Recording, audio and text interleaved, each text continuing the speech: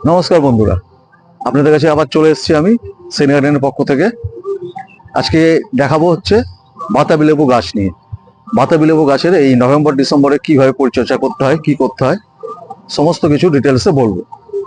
তার আগে বাতাবি লেবু গাছের পরিচর্যা কিভাবে করতে হয় সেটা তো বলবোই।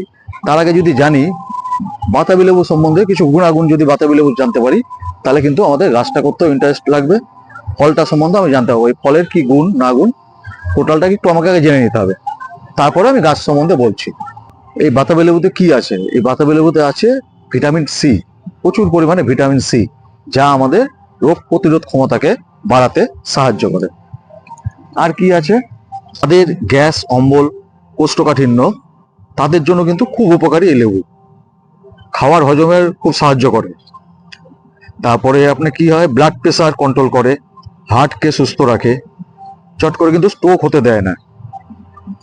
যাদের মুখে বা জিভে ঘা থাকে তাদের জন্য খুব উপকারী এই বাতাবি লেবু। রক্ত পরিষ্কার করতে বাতাবি লেবু কিন্তু আমাদের শরীরে রক্তকে পরিষ্কার করতে খুব সাহায্য করে। আমাদের শরীরে হাড়কে মজবুত রাখে। যারা সর্দি, কাশি, হাঁপানিতে ভুগছেন তারা নিয়মিত যদি এই লেবু খান তাহলে কিন্তু অনেক উপকার পাবেন। এছাড়া কি হয়, যাদের স্কিনের সমস্যা, যেমন ধরেন স্কিন খসখসা, ফাটা, তাদের জন্য কিন্তু এই লেবু খুব উপকার। স্কিনটাকে খুব ভালো রাখে, চামড়াকে কিন্তু কুচকাতে দেয় না, চামড়া কুচকায় না, চট করে বার্ধক্য কিন্তু মনে হয় না, ত্বকের সৌন্দর্য বাড়ায় এই লেবু। এবার হচ্ছে গাছটাকে নিয়ে আমি এবার কিছু কথা বলবো। এই বাতাবি লেবু গাছ আপনারা যখন বাজার থেকে চারা নিয়ে আসবেন, নিয়ে এসে লাগাবেন, লাগানোর সময় কিন্তু প্রথম বছর কিন্তু ফলের আশা করবেন না। প্রথম বছরই আমার ফুল চলে আসলো, আমি ফল নিয়ে নেবো, সেইটা করবেন না। করতে গেলে কিন্তু গাছ ভালো হবে না।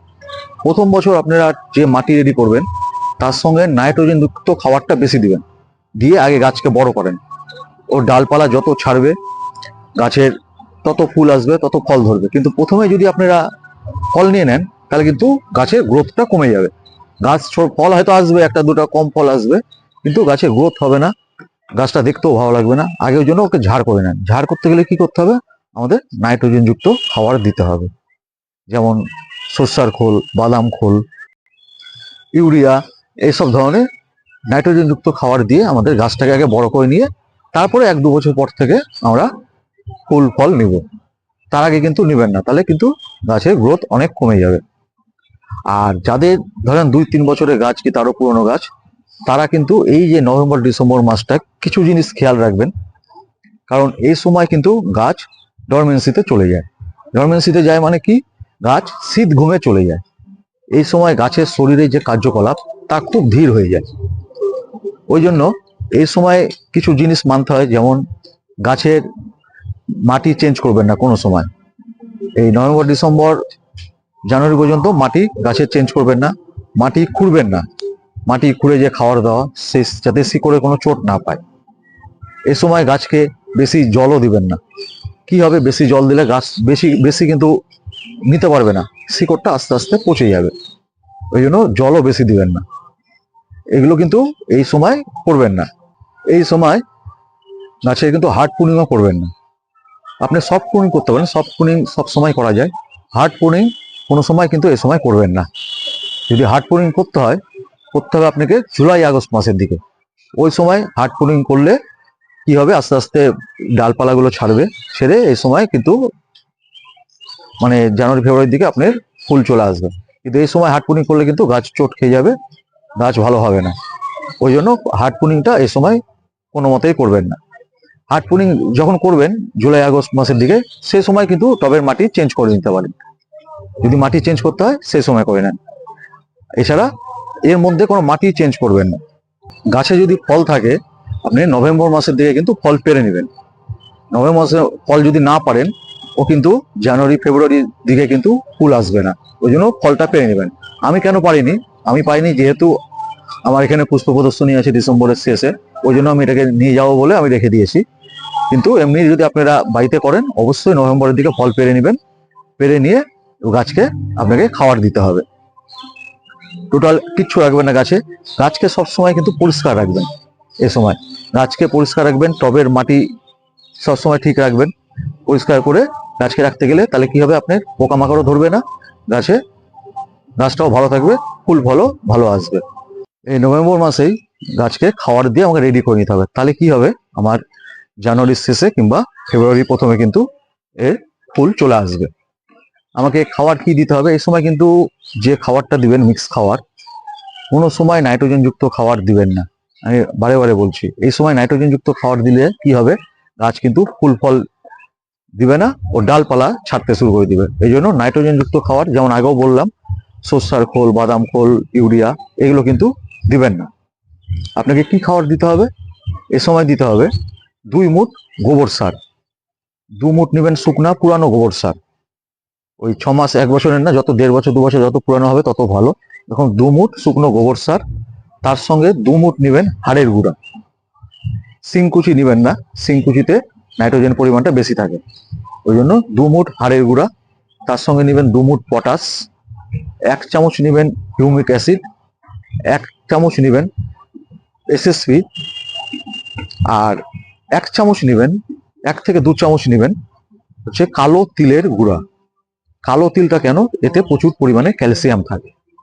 এই সব কটা দিয়ে আপনি, এসএসপি বলতে কিন্তু ওই সিঙ্গেল সুপার ফসফেট, যেটা ওই সিঙ্গেল সুপার ফসফেট 1 চামচ নিয়ে নেবেন, আর কালো তিলের গুঁড়াতে ক্যালসিয়াম থাকে, ওইটা দিয়ে ভালো করে মাখিয়ে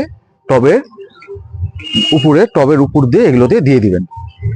মাটি খোঁড়া কিন্তু কোনো দরকার নেই, এই সময় মাটি খুঁড়বেন না, টবের উপরে ওগুলোকে দিয়ে তার উপর হালকা করে প্লেন মাটি অল্প করে দিয়ে দিবেন, দিয়ে আপনি টব ভর্তি করে জল দিয়ে দেন। ওই সময় ওটা দেওয়ার পর টব ভর্তি করে জল দিয়ে দিলেন। এই জলটা কিন্তু, যে টব ভর্তি করে দিলেন, এরপরে কিন্তু প্রতিদিন জল টব ভর্তি দিবেন না, ওই জলটা শুকাবে, তারপরে একদম আপনি জানুয়ারি পর্যন্ত জলটা দিবেন খুব দেখে। মাটি যখন টান টান হয়ে যাবে, শুকিয়ে যাবে, তখনই জল দিবেন। বেশি জল কোনো সময় দিবেন না জানুয়ারি পর্যন্ত, যাতে গাছ যদি একটু মনে হয় আউড়ে যাচ্ছে, কোনো অসুবিধা নেই, আবার জল দিবেন, আবার গাছ ঠিক হয়ে যাবে। তাহলে কি হবে, যত জল টান থাকবে ও জানুয়ারির শেষে কিন্তু ফুলটা চলে আসবে, নাহলে কিন্তু ফুলটা কম আসবে। ওই জন্য জল টবে যত টান থাকবে ও কিন্তু ফুল তাড়াতাড়ি দিবে। এইভাবে যদি করতে পারেন তাহলে কিন্তু আপনার জানুয়ারির শেষে কিংবা ফেব্রুয়ারিতে প্রচুর ফুল চলে আসবে। এই সময় কিন্তু একটা লক্ষ্য রাখবেন, এই লেবু গাছে পাতায় দেখবেন কুকড়িয়ে যায়, এই একটা রোগ হয়, খুব খুব পোকা আক্রমণ হয়। এই জন্য যে কোনো কীটনাশক, আমি যেমন প্রোফেক্স ইউজ করছি, প্রোফেক্স সুপার, ওরকম আপনারা যে কোনো কীটনাশক মাসে 2 বার করে স্প্রে করবেন, 2 বার করে স্প্রে করবেন। আর যখন ফুল আসছে কিংবা চলে আসছে, এ সময় ফাঙ্গিসাইড, যে কোনো ফাঙ্গিসাইড নেন, ফাঙ্গিসাইড 2 বার জলে গুলে স্প্রে করে দিবেন, তাহলে ফাঙ্গাসে আক্রমণটাও হবে না। আর ফুল চলে আসার পর যখন গুটি ধরে যাবে, ধরেন কাগজি লেবুর আকারে হবে, এরকম সাইজের গুটি হয়ে যাবে, তখন আপনি আবার খাবার দিবেন। তার আগে কিন্তু খাবার দেওয়ার আর কোনো দরকার নেই। কাগজি লেবুর আকারে যখন ফলের গুটি চলে আসবে, তখন ওকে আবার মিক্স খাবার দিয়ে দেন, তাহলে ফলটা বাড়বেও তাড়াতাড়ি, ফলটা টিকেও থাকবে। আর যদি মাইক্রোনিউট্রিয়েন্ট পারেন, মাইক্রোনিউট্রিয়েন্টও দিতে পারেন। আর যদি, আমি তো বললাম এই ঘরোয়া সার নিয়ে, আর যদি মনে হয় যে আপনি ওই সময় এসে দিবেন, রাসায়নিক কিছু দিবেন, এনপিকেও দিতে পারেন। এনপিকে আপনি ওই যে কোনো এনপিকে, যাতে আপনার নাইট্রোজেন কম আছে, ওইরকম এনপিকে দিবেন, যেমন 10-26-26, 0-52-34, এই ধরনের এনপিকে গুলো আপনি 1 চামচ নিয়ে 1 লিটার জলে গুলে একে স্প্রে করতে পারেন, কিংবা টবে গোড়া দিতে পারেন। এইভাবে করলেই আপনি কিন্তু যে ফুল ফল সেটা আটকেও থাকবে, এবং প্রচুর মানে ফুল চলে আসবে, একটা ফলও ঝরবে না। আর এই সময় কোনো গাছকে, মানে নভেম্বর ডিসেম্বর আমি কেন বলছি, কোনো গাছকে কিন্তু কিছু ডিস্টার্ব করবেন না, তাহলে কিন্তু গাছ ঝিমিয়ে যাবে। এই জন্য নভেম্বর ডিসেম্বরটা খুব গুরুত্বপূর্ণ, নভেম্বর ডিসেম্বর জানুয়ারি। এরপরে যদি এইভাবে সব ঠিকঠাক করতে পারেন, তাহলে আপনি সুন্দর গাছে কিন্তু আপনার ফুল ফল চলে আসবে, গাছটাও সুন্দর থাকবে। ঠিক আছে বন্ধুরা, আমি আপনাদের যতটা জানলাম বলে দিলাম। যদি এই ভিডিওটা আমার ভালো লাগে, অবশ্যই আমার ভিডিওকে লাইক করবেন ও আমার চ্যানেলকে সাবস্ক্রাইব করবেন। আবার দেখা হচ্ছে নতুন কিছু নিয়ে এর পরের ভিডিওতে। নমস্কার।